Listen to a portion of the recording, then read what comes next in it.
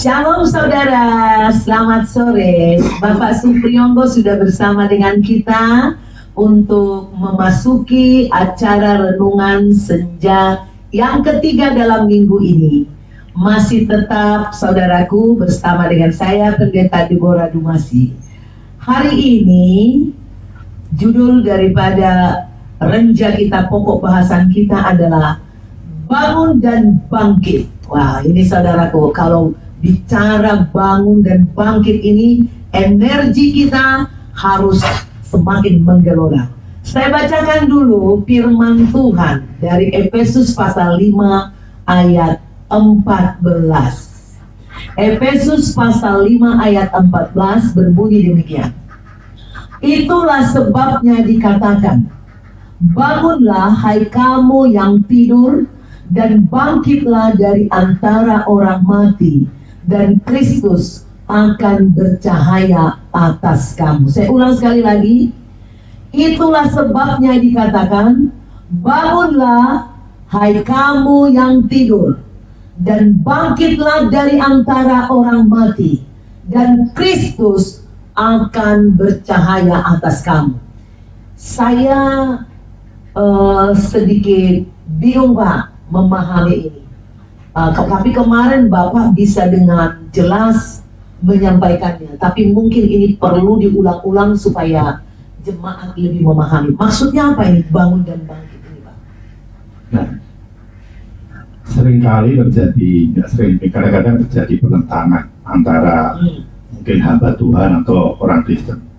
Ada yang bilang, begitu kamu kalau dibaptis akan selamat-selamanya. Ada bilang, enggak, gitu. Enggak. Jadi, kok bisa gitu? Nah, kalau kita lihat, firman Tuhan mengatakan, apabila engkau bertobat dan percaya kepada Tuhan, pasti engkau selamat.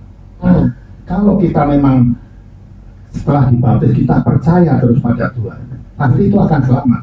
Tapi kalau kita suatu saat kita itu menjadi ragu-ragu kembali dan lari kembali ke kehidupan lama lagi, saya kira kita tidak akan selamat. Kenapa? Mengapa kita lari? Karena kepercayaan kita sudah hilang. Mungkin sama ya Pak, seperti kasus negara kita sekarang, ya. Jadi dikatakan gini, ada firman mengatakan, kerjakanlah keselamatanmu. Keselamatan ini ibarat misalnya nih, kamu Indonesia merdeka, ya. Indonesia merdeka. Setelah Indonesia merdeka, apakah kita tidur-tiduran atau cukup begitu aja? Tapi isilah kemerdekaan itu, kira-kira seperti itu. Isilah keselamatan itu, mengerjakan keselamatan beda dengan mengupayakan keselamatan. Keselamatan itu sudah dianugerahkan Tuhan. Kemerdekaan itu sudah dianugerahkan Tuhan kepada Indonesia. Tapi selanjutnya bangsa Indonesia harus mengisi kemerdekaan ini dengan pembangunan, pendidikan, hal-hal yang positif. Nah, ini mungkin ya maksudnya ya Pak ya? Ya, jadi ini kita ulangi lagi ya. Katakan, bangunlah hai kamu yang tidur. Jadi dibaptis itu seolah-olah kita dibangunkan dari orang mati. Ya, dari tidur kita. Mati rohnya. Ya, kita kan sudah mati. Kamu bangun, dicuci. Kita dikembalikan ke posisi kita semula. Seperti Hawa dan Adam dulu. Bayangkan, saya kira saudara pernah mengalami waktu saya masih sekolah dulu kecil ya. Iya.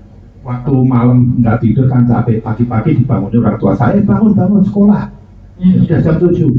Dia mah ya Pak. Kadang-kadang saya bangun terus begitu pagi tidur lagi.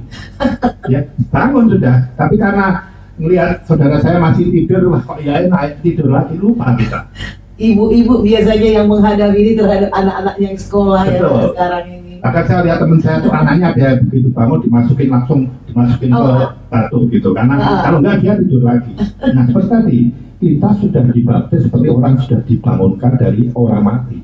Tapi kalau kita tidak mau bergerak, kita akan tidur lagi, kembali lagi, lupa. Makanya setelah itu apa? Setelah kita dibaptis, perlu kita dibaptis oleh Roh Kudus. Kita perlu bangkit, meninggalkan kehidupan orang-orang yang hidup lagi, meninggalkan kehidupan kita yang lama supaya kita tidak ketularan untuk tidur lagi. Supaya kita betul-betul hidup sekarang, bergeraklah, bangkitlah, tinggalkan kehidupanmu yang lama. Jadi bertobat tidak hanya cukup dibaptis, tapi kita perlu membaca Alkitab, ya, belajar dari Tuhan, meminta Roh Kudus supaya apa?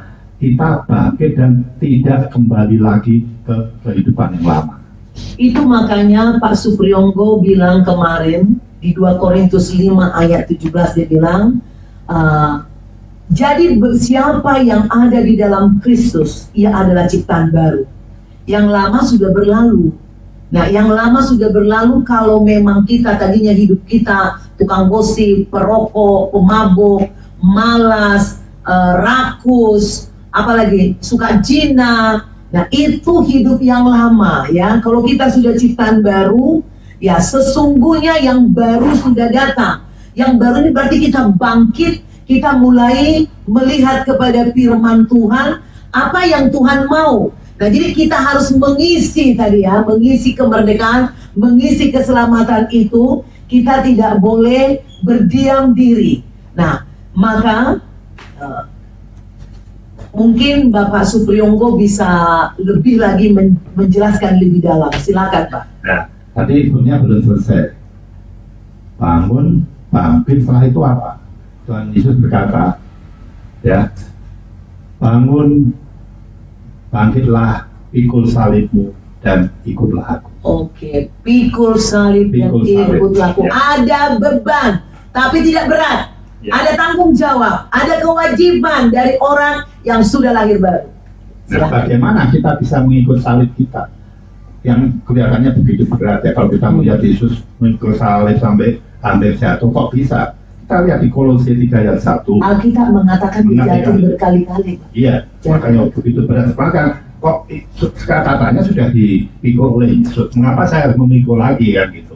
Sebenarnya Yesus bilang, kalau kamu letakkan salibmu, nanti aku akan berikan salib yang dari aku yang ringan. Gitu. Ya. Nah, Kolose 3 ayat 1 mengatakan gitu. Karena itu, kalau kamu sudah dibangkitkan, kalau kamu sudah bangun dan kemudian kamu bangkit dengan Kristus, carilah perkara yang di atas, di mana Kristus ada duduk sebelah kanan Allah. Jadi langkah berikutnya supaya kita mau mengikut salib dan merasakan benar itu nggak berat, kita harus mencari perkara yang di atas. Caranya bagaimana? Baca firman Tuhan, ya, berdoa. Rahasianya semua di dalam Ya, kitab itu. betul. Minta Roh Kudus untuk tinggal dalam hati saudara. Dia tadi katakan yang dari atas tahu perkara yang di atas. Hanya Roh Tuhan yang tahu pikiran Tuhan sendiri, apa yang dikehendaki oleh Tuhan. Jadi kita tidak akan bisa mengerti pikiran Tuhan kecuali kalau Tuhan mengirimkan rohnya ke dalam kita, sehingga kita bisa sempurna seperti Tuhan tadi. Itu makanya mungkin di Mazmur dikatakan, ya, tetapi aku tetap dekatmu. Di Mazmur 73 ayat 21 sampai 28. Apa perlu saya baca atau Bapak langsung jelaskan aja? Silakan Bu baca.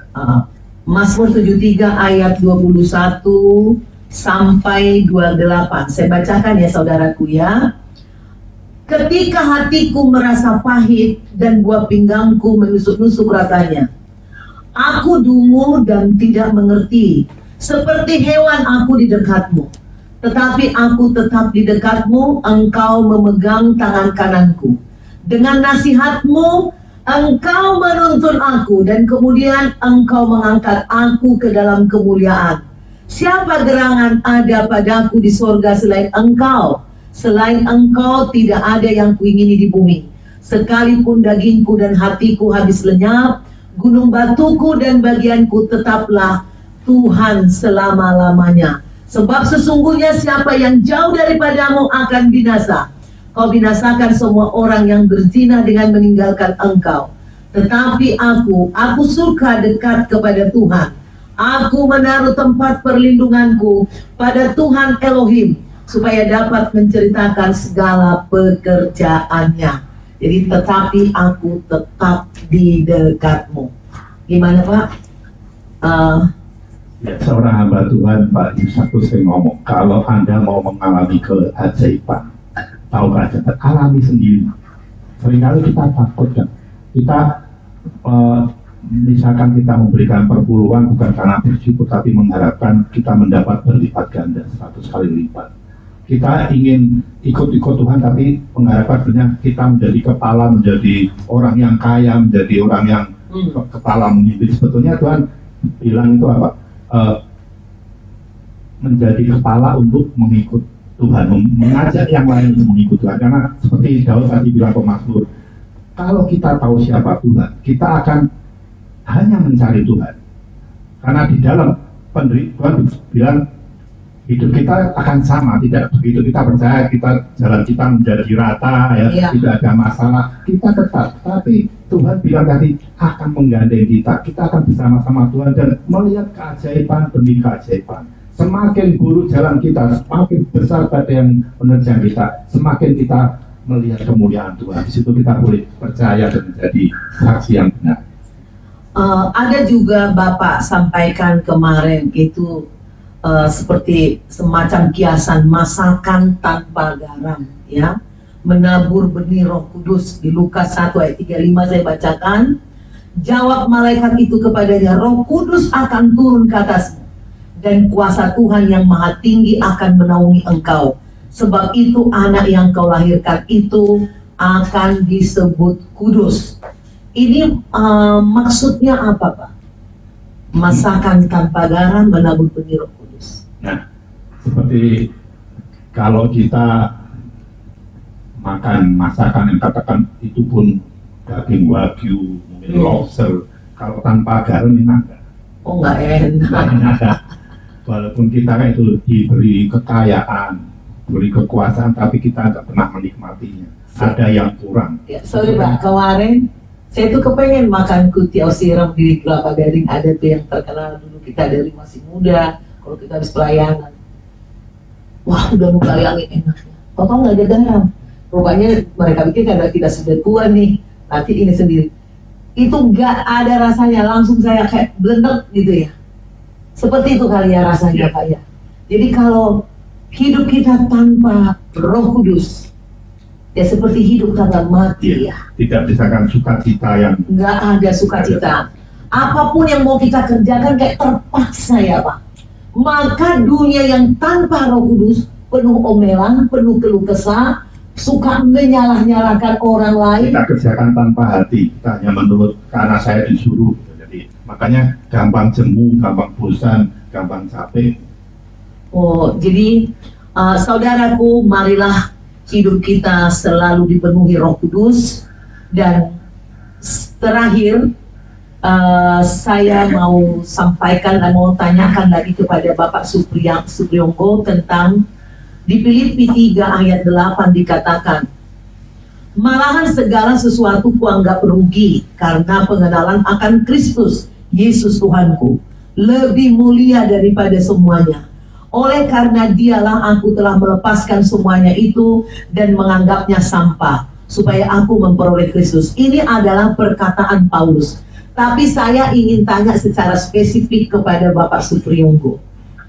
Kenapa Bapak membuat khotbah ini? Apakah Bapak juga mengalaminya? Banyakkah hal-hal yang tadinya Bapak anggap suatu kemegahan di bumi, keistimewaan di bumi, keuntungan di bumi, lalu Bapak buang ketika Bapak mau bersedia menjadi hamba Tuhan? Apakah ini pengalaman pribadi Bapak? Betul sekali, soalnya ini kemarin tidak jadi, tapi itu memang jadi apa? Setelah kita mengenal Yesus, kalau seperti Ayub bilang, sekarang aku tahu siapa engkau, dulu aku hanya mendengar dari orang-orang. Kalau kita hanya mendengar dari orang-orang, dari ibu gembala, dari saya betapa baiknya Tuhan tanpa mengalami, nanti pulang dari tempat ini sudah matikan, ini saudara sudah lupa. Alami sendiri. Saya sudah mengalami banyak cerita dalam kehidupan saya, banyak penderitaan, banyak tantangan yang saya jalani, dan setelah saya betul-betul mengenal Yesus dan saya kilas balik, saya berkata, Tuhan, saya mau melepaskan semua itu. Yes. Karena saya mau tahu siapa engkau. Selama Tuhan Yesus bersama aku, apapun yang kau perintahkan aku jalankan. Tapi asal engkau bersama aku, karena tanpa Tuhan kita akan jatuh. Tapi dengan Tuhan Yesus bersama kita, kita akan melihat seperti apa yang kita cari-cari itu apa? Demi kebahagiaan. Itu ada di dalam Yesus. Jadi kita nggak perlu berat-berat cari kekayaan, cari pangkat, ya, beli barang-barang antik. Begitu Tuhan Yesus ada di bersama kita. Barang-barang branded, iya, untuk membuat kita bahagia. Atau nggak bahagia juga? Tidak bahagia juga. Saya garansi kalau Anda mengenal siapa Yesus mengalami, mengalami pasti mengalami kemenangan. Saudaraku, saya yakin perkataan Pak Supriyono yang juga tentu kita alami, ya, bahwa ketika kita mengenal Yesus, kita banyak kehilangan, saudaraku. Mungkin dulu ketika saya baru kenalan dengan Bapak Supriyono, mungkin ya, saya mau tanya ini juga, mungkin pasti berpikir gini, waduh, kita sekarang mengenal Yesus pasti nanti lebih mudah lagi kita dapat rezeki, proyek, lebih enak lagi. Tapi kenyataannya juga nggak seperti itu. Tapi Bapak nggak kehilangan sukacita kan? Saya malah lebih bersukacita karena saya tahu dalam menyelesaikan suatu proyek, kalau lagi dan Tuhan bilang kamu tidak akan dapat proyek itu. Dan karena sudah tahu, walaupun saya menginginkan sekali, tapi saya tidak kecewa karena saya tahu seperti Yusuf yang di penjara, jalan apapun yang ditunjukkan Tuhan kepada saya, selama Tuhan bersama saya, tidak ada pengaruhnya, apakah itu berupa promosi atau demosi. Selama Tuhan bersama kita, tak kala kita menghadapi masalah, kita tahu masalah itu diselesaikan oleh Tuhan. Itulah sukacita yang sebenarnya yang kita harus dapatkan. Kalau saya lihat di Alkitab, saudaraku, bagaimana perkataan Roh Kudus melalui nabi-nabi di Perjanjian Baru seperti berbicara kepada Paulus, seperti berbicara kepada Petrus yang mengatakan orang yang punya ikat pinggang ini nanti akan mengalami sengsara. Tapi Paulus nggak sedih sama sekali, tidak tergelitik sama sekali untuk membuat dia nangis ini dengan Tuhan. Nah, saya rasa kalau sampai Tuhan bicara kepada Pak Supriyono mengatakan kau tidak akan mendapatkan proyek itu, dan Pak Supriyono tidak ada kesedihan, tidak ada kekecewaan, malah dia bersukacita terus di dalam Tuhan. Ini menunjukkan suatu status rohani kita yang sudah tidak lagi mengidolakan dunia ini. Ini menunjukkan dosis rohani di dalam diri kita, ada peningkatan yang menuju sempurna. Berarti semua orang bisa sempurna. Itulah kesimpulan yang saya dapatkan dari bincang-bincang 3 hari ini dalam acara Renungan Senja. Itu hanya butuh waktu, dan saudara harus memiliki kesadaran bahwa mengidolakan dunia tidak mungkin bisa menikmati kekayaan surgawi.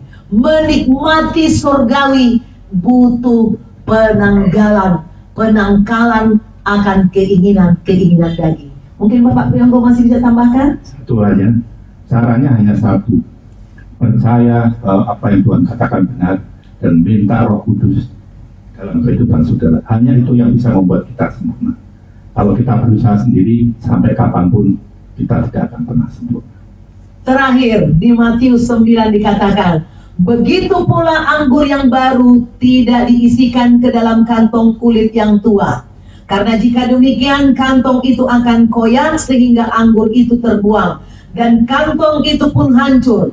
Tetapi anggur yang baru disimpan orang dalam kantong yang baru pula, dan dengan demikian terpeliharalah kedua-duanya.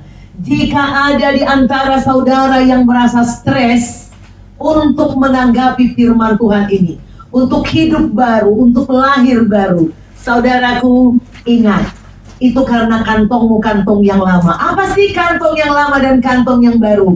Jika saudara penasaran, saudara bisa hubungin kami di telepon yang sudah ditulis di dalam YouTube, dan saudara bisa kasih komen ya di kolom komen. Saudara buka YouTube, saudara klik CBN 7 TV, dan saudara like, saudara subscribe bagi yang belum, pasang lonceng, dan komenlah di situ, nanti kami jawab. Tuhan Yesus memberkati. God bless you.